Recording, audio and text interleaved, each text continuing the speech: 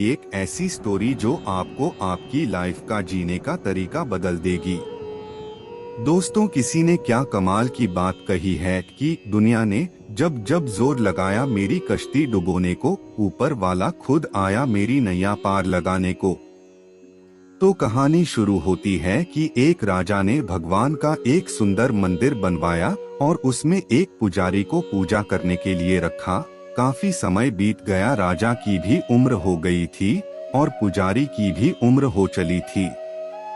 लेकिन राजा का एक नियम था कि वो हर सुबह अपने सैनिक के साथ एक फूलों की माला भिजवाया करता था और उस माला को पुजारी जी भगवान श्री कृष्ण को चढ़ाया करते थे। उसके बाद जब राजा भगवान के दर्शन करने आया करते थे, तब पंडित जी उस माला को भगवान के गले से निकालकर राजा के गले में डाल दिया करते थे। ये लगभग रोज की दिनचर्या बन गई थी। पुजारी जी बूढ़े हो चले थे और राजा भी बूढ़े हो चले थे। एक दिन राजा की तबीयत खराब हो जाती है, तो राजा ने माला सिपाही के हाथ भिजवाते हुए सिपाही से कहा कि पंडित जी कहना कि आज हमारी तबीयत ठीक नहीं है, तो आज हम आ नहीं पाएंगे, तो आज हमारा इंतजार न करें। उसके बाद सिपाही ने माला जाकर पुजारी जी को दे दी और सारी बात पंडित जी को बताई। पंडित जी ने भी माला को श्री कृष्ण को चढ़ा दी।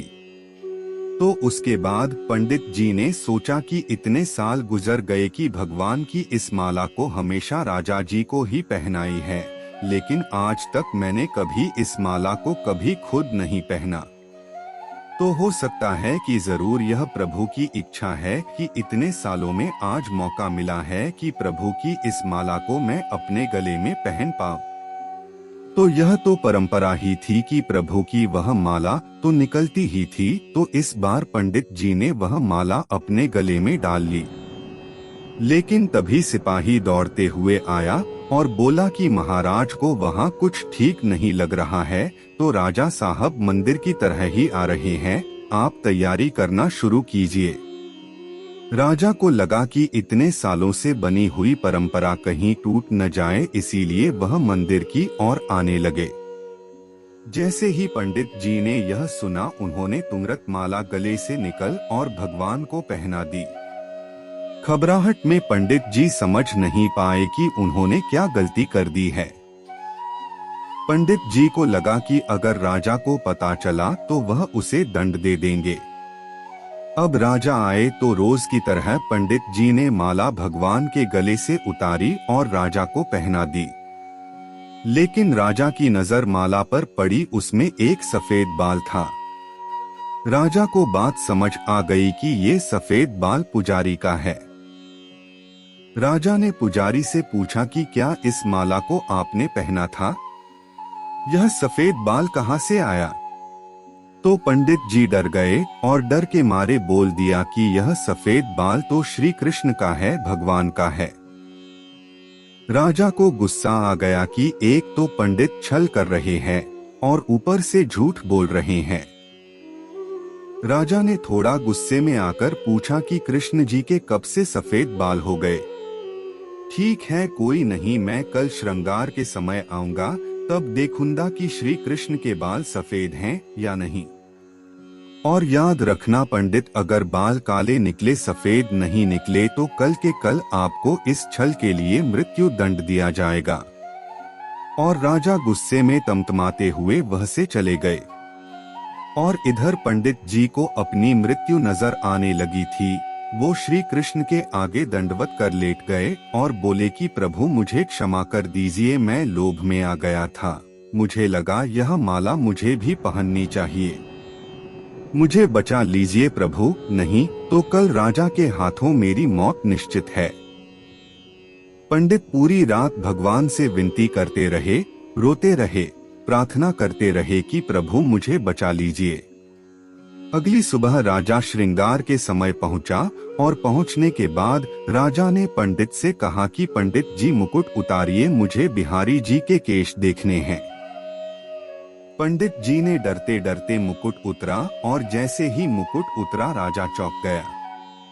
श्री कृष्ण की मूर्ति के बाल सफेद थे, लेकिन राजा को लगा कहीं ऐसा तो नहीं कि पुजारी फिर कोई छल कर रहा है, कहीं इसने अपने जान बचाने के लिए बाल रंगवा तो नहीं दिए।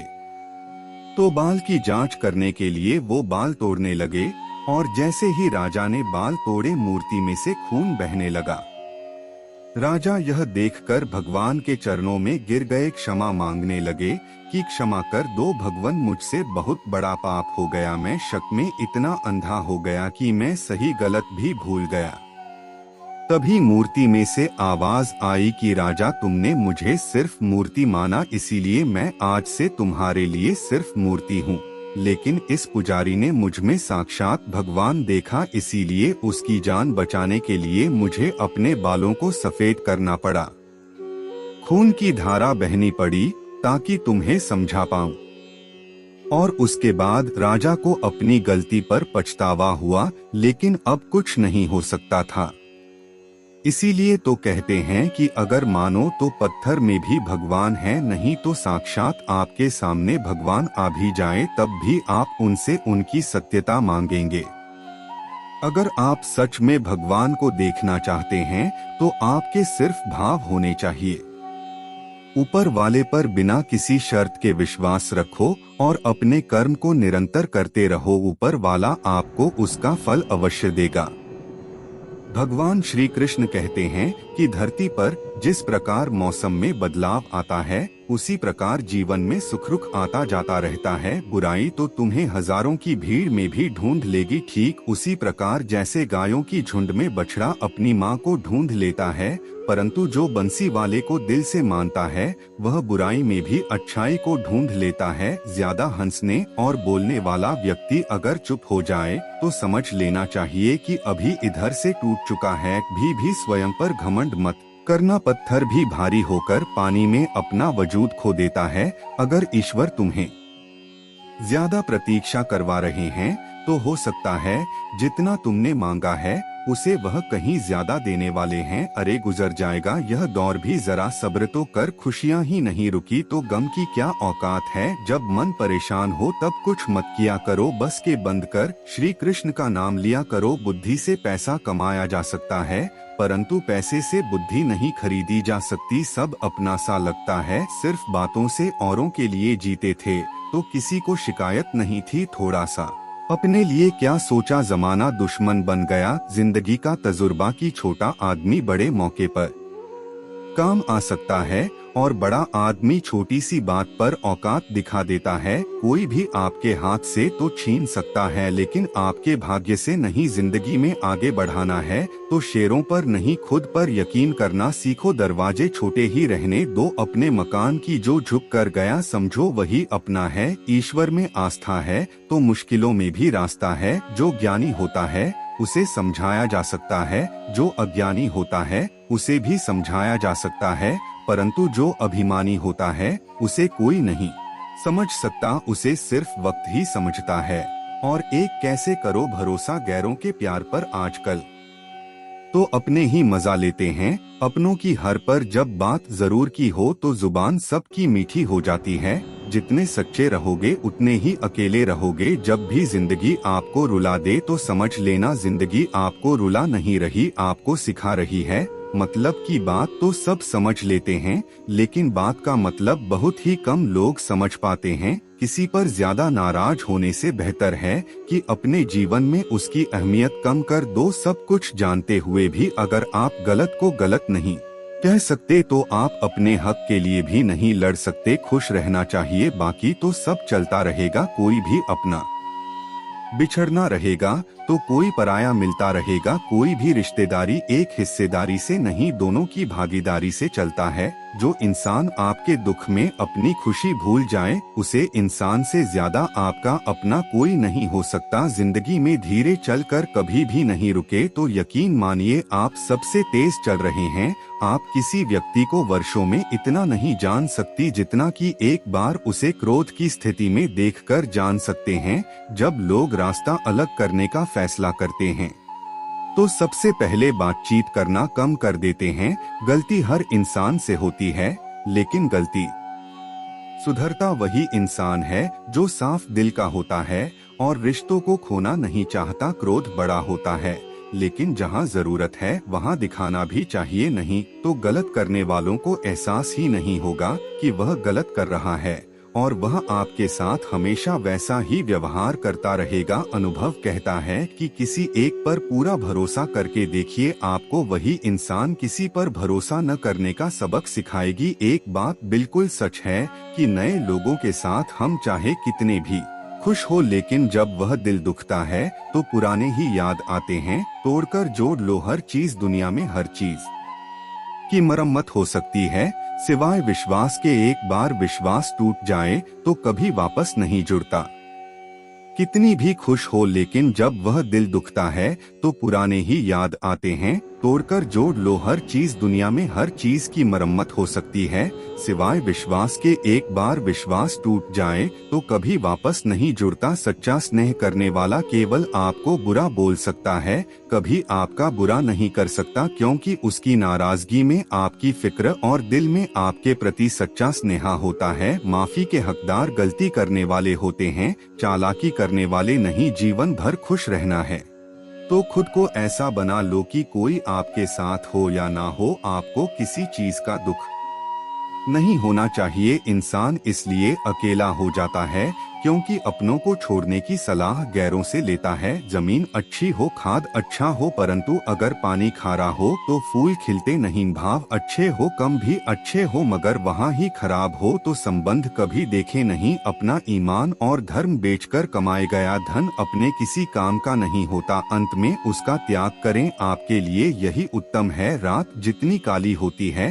तारे उतने ही चमकीले होते हैं, दुख जितना गहरा होता है ईश्वर उतना ही करीब होता है। कभी उसको नजरअंदाज ना करो जो तुम्हारी बहुत परवाह करता हो, वरना किसी दिन तुम्हें एहसास होगा कि पत्थर जमा करते हुए तुमने हीरा गवा दिया। जितना आप जिंदगी में व्यस्त रहोगे उतना ही देखना मस्त रहोगे। बात कड़वी है मगर सत्य है, जरूरत पड़ने पर लोग बिना रिश्ते के रिश्ते बना लेते हैं और जरूरत खत्म होने के बाद बने हुए रिश्तों से भी मुंह मोड़ लेते हैं। जिंदगी में मित्र और चित्र अगर दिल से बनाओगे तो उनके रंग जरूर निखार के आएंगे। जो समझ ना सके उसके साथ समझौता न करो, इससे अच्छा अकेले रहो। कम से कम सुकून इस बात का रहेगा कि कोई है ही नहीं तो समझेगा कौन। आजकल लोग दिल से दी हुई इज्जत से खुश नहीं होती, दिखावे की चापलूसी करने वालों से गर्व महसूस करते हैं। विश्वास करें परंतु मन और ईश्वर के सिवा किसी पर नहीं। लूट जाने के बाद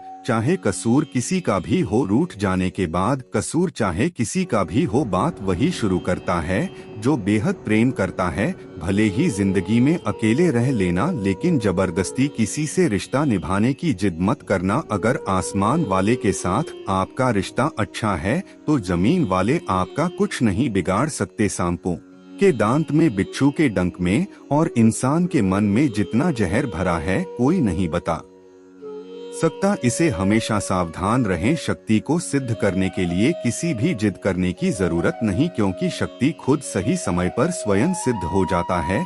जिंदगी में दो चीजों का कभी घमंड मत करना, पैसा और सूरत। गरीबी आते देर नहीं लगती और चेहरा किसी हद से में बदलते जरा भी वक्त नहीं लगता। प्रेम से भरी हुई आँखें और श्रद्धा से झुका हुआ असर, सहयोग करते हुए हाथ, सन्मार्ग पर चलते हुए पर और सत्य से जुड़ी हुई जीव ईश्वर की पसंदीदा चीज है। अगर आप सही हो तो गुस्सा होने की आपको जरूरत ही नहीं है, पर अगर आप गलत हो तो आपको गुस्सा होने का हक ही नहीं है। धोखे में जीने से अच्छा है अकेली जीव सुकून से जियो। अपने आप पर भरोसा रखो, तुम्हारा किस्सा एक दिन जरूर कहानी बनेगा। मजाक और पैसा सोच समझ कर उड़ाना चाहिए। संघर्ष से जीवन है, इससे डरना नहीं। डरना सीखो। एक बार नींद टूटेगी तो चलेगा, लेकिन कभी अपने सपने मत टूटने देना। आप कितनी भी बड़े बन जाएंगे, यदि आपके अंदर इंसानियत नहीं है तो सब बेकार है। जो करना है खुद करना। वक्त के भरोसे से बैठने से भी धोखा मिल सकता है।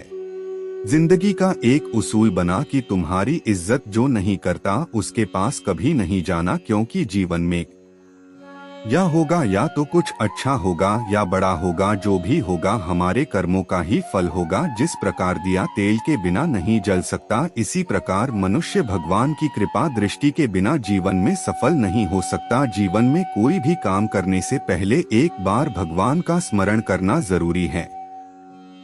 जीवन में ऐसा ही ज्ञान अर्जित करते रहे, यही ज्ञान आपको जीवन में सफल बना सकता है। जो मनुष्य इस ज्ञान को सुनेगा, समझेगा और अपने जीवन में उतारेगा, उस मनुष्य के जीवन में कितना भी दुख क्यों न आए, वह उसे हंसते हंसते पार कर देगा। ऐसे ही वीडियो और पाने के लिए हमारे चैनल को सब्सक्राइब जरूर करें और वीडियो को लाइक करें। धन्यवाद। जय श्री राधे कृष्णा।